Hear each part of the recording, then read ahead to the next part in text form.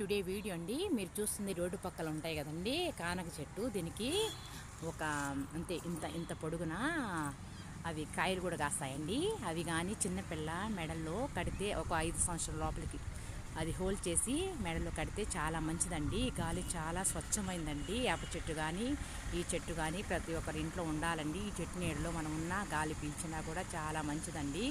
ఈ పుల్లలతో మనము ఇక్కడ కట్ చేసి మనము దంతాలు తోముకుంటే కూడా చాలా మంచిగా అంటే పటిష్టంగా తయారవుతుంది. ఇది కానీ యాప పుల్ల కానీ చాలా మంచిదండి.